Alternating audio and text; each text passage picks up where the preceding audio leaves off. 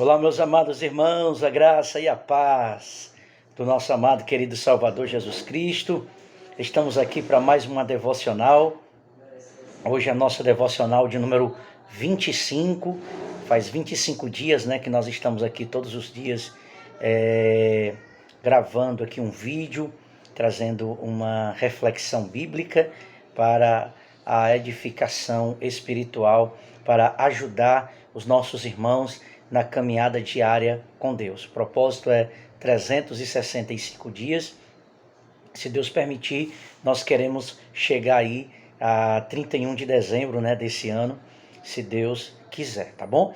Então nós estamos trazendo reflexões no Evangelho segundo escreveu o discípulo de Cristo, Mateus, aquele que foi chamado, era cobrador de impostos e se converteu ao Evangelho. E ele escreve então um dos evangelhos, dos 4 evangelhos, que tem o seu nome, o Evangelho segundo escreveu Mateus. Estamos trazendo as exposições e que você que está aí conosco, você continue sendo edificado pela palavra de Deus, que o Espírito Santo continue despertando a sua vida para uma vida de adoração, para uma vida de oração, para uma vida de obediência aos mandamentos do Senhor Jesus Cristo. É maravilhoso, todos os dias é uma alegria poder estar vindo aqui, gravar esse vídeo e compartilhar com você as devocionais que também nós fazemos todos os dias para a glória do Senhor Jesus. Desta feita nós vamos estudar aqui, nós vamos trazer uma reflexão sobre a parábola, mais uma parábola, aquelas histórias que Jesus contava, a fim de trazer lições espirituais para os seus discípulos, a chamada parábola do joio e do trigo. Quem nós somos? Nós somos joio ou trigo? Toda humanidade ou é joio ou é trigo. Toda a humanidade está classificada em 2 grupos. Ou nós somos trigo, que representa os filhos de Deus, ou nós somos joio, que representa os filhos do maligno. Então isso é muito sério. Toda a humanidade, toda a raça humana está classificada, está inserida nesses 2 grupos. Então, depois você vai ler, a gente não tem tempo aqui para ler, senão a gente faria um vídeo muito longo. No Evangelho de Mateus 13, do 24 ao 30, nós temos a parábola, e depois o próprio Jesus explica a parábola no versículo 36 ao 43. Então Jesus está ensinando as multidões, Jesus está pregando, ensinando e compartilhando verdades. Então, o Rei Jesus sempre está trazendo uma mensagem do reino. O reino é espiritual, o reino não é político, o reino não é humano. Então, a mensagem que Jesus, que é o Rei, está trazendo é uma mensagem espiritual. São ensinamentos contra a cultura, contra esse sistema, contra esse mundo decaído. De forma que alguns irão compreender, como a gente viu ontem na parábola do semeador, dos solos, dos tipos de coração, mas outros não vão compreender. Mas isso é de propósito mesmo, porque só compreende as coisas espirituais, só compreende as verdades sobre o rei e sobre o reino de Deus, aqueles a quem o Espírito Santo iluminar, aqueles a quem o Espírito Santo quiser revelar, aquele a quem o Pai quer revelar. Porque o homem natural não compreende as coisas do Espírito Santo. Então, mais uma vez, Jesus está ensinando, trazendo uma lição, contando aqui, fazendo uma comparação de um homem que está plantando uma semente num campo e, de repente, os seus servos que deveriam vigiar aquele campo e o desenvolvimento daquela semente que é boa, mas, de repente, eles cochilam, eles vacilam, eles dormem, e aí o inimigo vem e planta a sua semente maligna. De maneira que os dois tipos de pessoas, ou essas 2 sementes, elas crescem juntas. Mas quando elas crescem, com o tempo, elas vão se separando, ou vão sendo identificadas o que é trigo e o que é joio. E aí Jesus vai explicar essa parábola. Jesus vai trazer algumas aplicações, algumas lições sobre o que representa essa história. Qual é a lição que está por trás dessa parábola do joio e do trigo? Então, a parábola do joio e do trigo trata sobre como o reino O reino de Deus pode estar presente no mundo, o reino de Deus está presente no mundo. Jesus andou entre nós, Jesus cumpriu a missão do Pai, e ele designou os seus discípulos para a grande comissão, para pregar o evangelho e para continuar essa missão. É nossa, a igreja tem a missão de sermos representantes desse reino, e nós temos a mensagem do reino. Portanto, a nossa responsabilidade é muito grande. Ser cristão é uma responsabilidade muito grande. Dar testemunho desse reino, ser representante desse rei, é uma responsabilidade muito grande. Então, o reino está no mundo, a igreja está aqui. Então, a igreja representa o reino de Deus. A igreja tem porta, conduz, tem a mensagem do rei. A igreja representa o reino de Deus aqui na terra. E então, ao mesmo tempo em que essa igreja se encontra aqui, nós temos também a existência do mal. Nós temos o agir de Satanás, que opera nesse mundo decaído, e que haverá sempre uma luta constante entre o reino de Deus e o reino das trevas. Entre os filhos de Deus e os filhos do diabo. Sempre haverá essa distinção, sempre haverá essa mudança. De maneira que as pessoas pensam que todos são filhos de Deus. Mas essa parábola está deixando bem claro que os filhos de Deus é representado pelo trigo, pela honestidade, pela integridade, pela conduta, pela vida pura, pelos princípios morais. Mas os filhos das trevas ou o joio, eles não têm moral, eles não têm uma conduta que seja de conformidade com a palavra de Deus, porque são filhos do diabo. E como os filhos do maligno, eles obedecem, são escravos de Satanás, obedecem e seguem os seus próprios prazeres. Então o mal sempre vai existir nesse mundo decaído. O mal, Satanás, o agir do inimigo com seus demônios, levando o homem ao pecado, sempre vai existir nesse mundo decaído e só vai deixar de existir com a gloriosa vinda do Senhor Jesus. Quando Jesus vai levar, vai recriar, renovar esses céus e criar uma nova terra, renovar esses céus e essa terra, tudo vai se fazer novo, novos céus e nova terra. Essa é a visão que João tem lá no Apocalipse. E então ele vai julgar Satanás, ele vai julgar os demônios. Eles serão atormentados para todo sempre. E aí eles não vão mais poder operar, eles não vão poder mais trabalhar, eles não vão poder mais semear a sua semente do mal, porque eles serão lançados no lago de fogo, na prisão eterna, serão atormentados para todo sempre. Satanás com seus demônios e todos os seus filhos, todos aqueles que obedecem ao pecado, todo ímpio, todo perverso, sofrerá a justa ira de Deus. Então essa parábola responde à pergunta que a maioria das pessoas fazem. Será possível que a obra de Jesus Cristo e dos seus seguidores seja realmente o reino, enquanto existe tanta coisa errada nesse mundo? As pessoas às vezes questionam e se perguntam, por que há tanta maldade no mundo? Por que mesmo que a igreja pregue, mesmo que Jesus tenha vivido entre nós, tenha falado uma mensagem tão linda, uma mensagem, ensinamentos tão valiosos, e ainda que a igreja ela faça a missão de pregar, de evangelizar, de cuidar das pessoas, de falar a verdade, de anunciar o reino de Deus, por que existe tanta coisa errada no mundo? A resposta é essa, é porque nem todas as pessoas são filhos de Deus. Pessoas são criaturas porque foram criados por Deus. Mas essa filiação de filho só é possível mediante Cristo Jesus. Mediante o crer em Jesus e se tornar seu discípulo. Aí sim, essa filiação que vem pelo Espírito Santo de Deus, que nos convence do nosso pecado, nos faz nos arrepender das práticas pecaminosas, e aí sim, nós seremos então transformados pelo Evangelho, e aí iremos andar como filhos de Deus, tendo uma conduta respaldado pela Escritura Sagrada. Então, nem todos são filhos de Deus, nem todos são trigo. A maioria, ou uma boa parte da humanidade, é joio, obedece os seus próprios prazeres, vive na prática do pecado, não são seguidores de Jesus Cristo, são até admiradores acham bonito as pregações, acham bonito os louvores, mas nunca se converteram.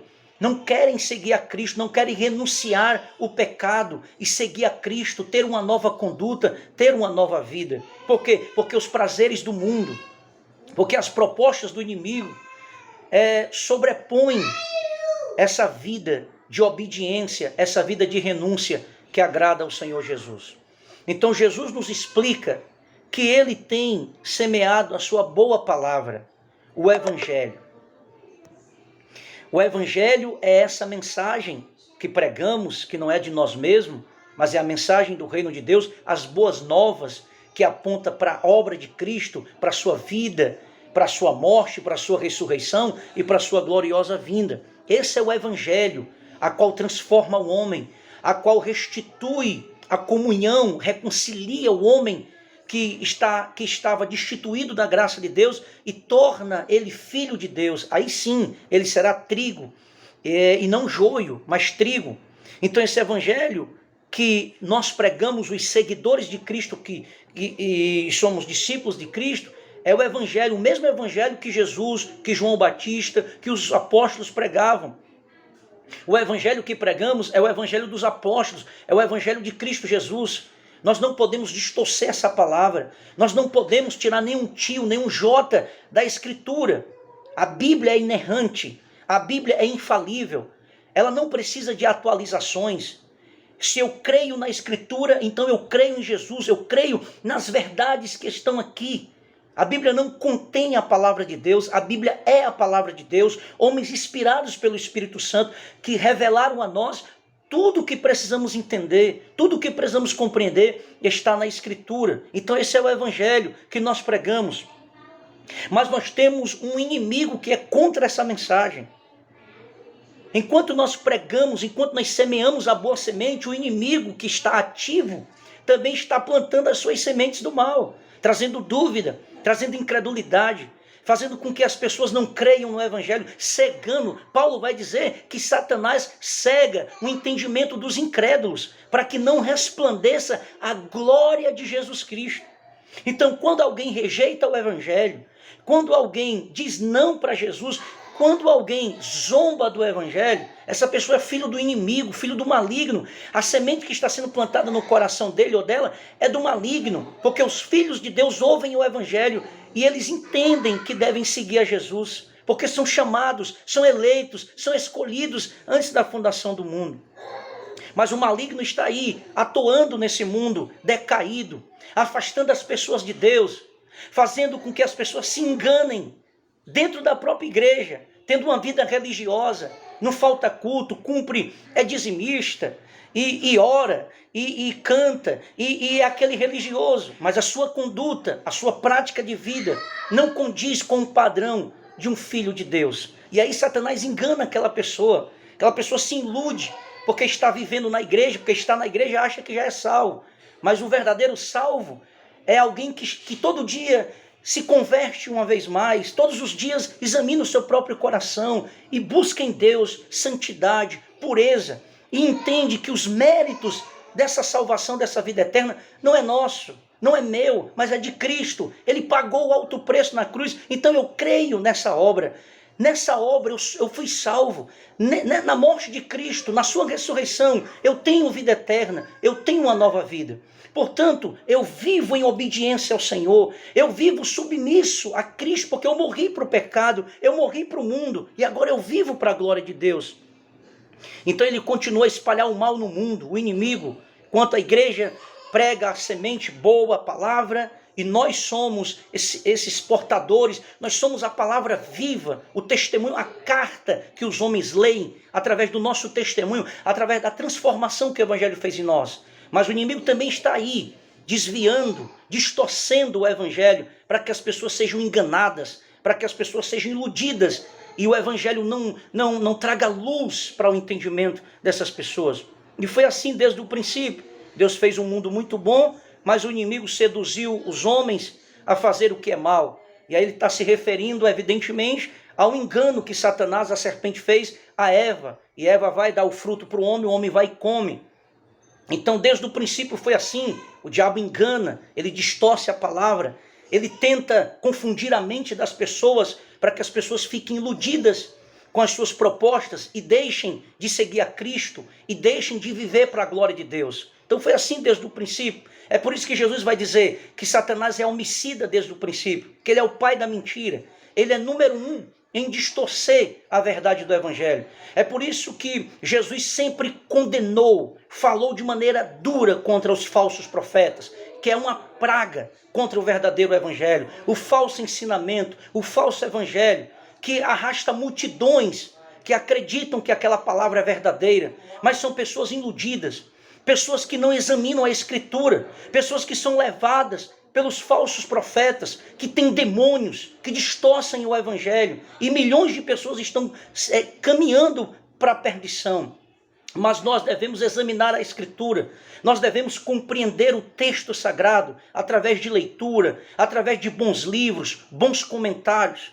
E aí a gente não pode desprezar esse conhecimento, irmãos. Na prática, viver, ler, estudar, examinar, para que nós não sejamos enganados por esses falsos pastores, por essas seitas, essas seitas que estão surgindo com a aparência de que são ovelhas, mas são lobos devoradores, assim como diz a Escritura. Então, esses homens estão sendo seduzidos pelo mal, como foi desde o princípio com Adão e Eva, e assim também o inimigo continua enganando as pessoas, trazendo um falso evangelho ou um ensinamento contrário à Escritura, e muitos têm sido enganados, porque isso é uma característica dos últimos dias. Surgirão falsos pastores, surgirão falsas igrejas, o evangelho será distorcido, é anátema, é maldito esse evangelho. E muitos apostatarão da fé, dando ouvido a espíritos enganadores e a doutrina de demônios, a falsa religião, né? Colocando o homem no centro e tirando o evangelho, Jesus do centro e colocando o homem. Como essa teologia do coach, como esse evangelho que diz que o homem pode viver da forma que quer, que o homem pode dar evasão aos seus próprios prazeres. Esse não é o evangelho de Jesus Cristo. O evangelho de Jesus Cristo é mudança, é arrependimento, é renúncia, é transformação. Então, no final do mundo, Jesus irá julgar o mal e extirpá-lo, para que desfrutemos de uma criação totalmente renovada e perfeita. Mas enquanto isso não acontece, o mal sempre vai existir, sempre vai estar aí enganando as pessoas. Mas um dia Jesus Cristo voltará e ele vai fazer tudo novo. Mas ele vai julgar Satanás e os demônios, e todo o joio será lançado no inferno. O joio será lançado no fogo. O joio, o perverso, aquele que é filho do maligno, porque obedece Satanás, porque faz a vontade dele, será lançado no inferno. Mas o trigo será separado, aleluia, será levado para estar com o Senhor Jesus para sempre, desfrutando de uma vida plena, de um corpo glorificado. Então é uma verdade que ninguém pode mudar, e os dias estão se findando. Jesus vai enviar os seus anjos, ele vai separar o joio do trigo, de maneira que não há ninguém, ou eu estou no grupo de quem é trigo, ou eu sou joio. Ou eu estou no lado direito das ovelhas, ou estou no lado esquerdo dos bodes. Eu preciso examinar a minha vida, a minha conduta, e ver qual grupo, de que lado eu estou. O mal não triunfará no final. Essa é a nossa esperança, é a vinda de Cristo. É essa separação. Deus nos conhece. Ele sabe quem é seu e ele sabe quem não é.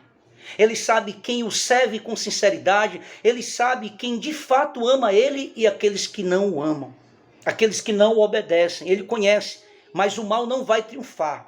O mal em algum momento pode até triunfar aqui no mundo, nessa sociedade decaída. O ímpio pode até prevalecer com suas vontades, com as suas leis. O ímpio pode até muitas vezes aparentemente derrotar a igreja, ou achar que esses crentes, esses cristãos estão todos derrotados, não valem nada. Mas um dia, todo o sofrimento que a igreja passou, todo o sangue que foi derramado, Deus irá cobrar desses ímpios, toda perseguição, todo martírio, toda palavra contra a igreja do Senhor, que é a mesma coisa de falar contra Jesus Cristo. Foi isso que Jesus falou com Paulo. Porque tu persegues a mim? Quem persegue a igreja, Quem fala mal da igreja, quem blasfema da igreja, está blasfemando do próprio Jesus e vai ter que prestar contas com ele. Mas ninguém detém a obra do Senhor, é a obra santa. A igreja vai sempre vencer contra o anticristo, contra o falso profeta, contra qualquer oposição desse governo, de qualquer ditadura. Para que ditadura pior do que os romanos, do que os imperadores? Mas a igreja venceu. Eles mataram muita gente, mas a igreja continuou. E até hoje a igreja continua triunfante na pregação do evangelho, adorando Jesus, pregando sobre esse nome, sobre o sangue de Jesus Cristo. E os eleitos estão sendo salvos em todo o redor do mundo. Eu vi um vídeo esses dias que Jesus está chamando pessoas. Pessoas estão tendo visões com o aparecimento de Jesus Cristo, estão se convertendo. Isso é a graça que está alcançando, está cobrindo toda a terra, de maneira que todos os eleitos, todos os salvos serão alcançados pela graça de Deus. Mas haverá um juízo contra aqueles que rejeitam o evangelho. Então, e o que era apenas um feixe de luz no mundo, que Jesus nos compara com luz, será um grande resplendor como o sol do meio-dia.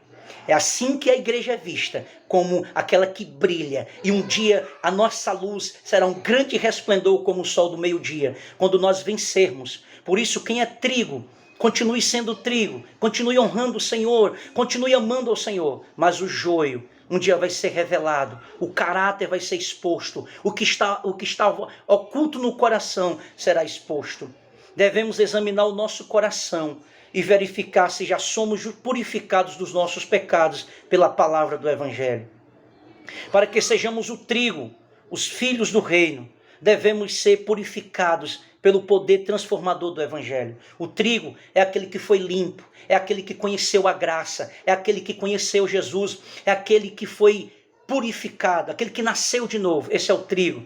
Examinemos o nosso coração, se de fato somos convertidos, se de fato nós vivemos essa nova vida, ou se nós estamos nos enganando a si mesmo, tendo condutas, atitudes de joio. E se nós somos joios, nós sofreremos o juízo de Deus, porque será lançado no fogo. Examinemos o nosso coração. Então devemos crer na obra de Cristo em nosso favor. O mérito é de Cristo. É Ele quem nos converte, é Ele quem nos convence do pecado. É Ele quem tira de nós o pecado.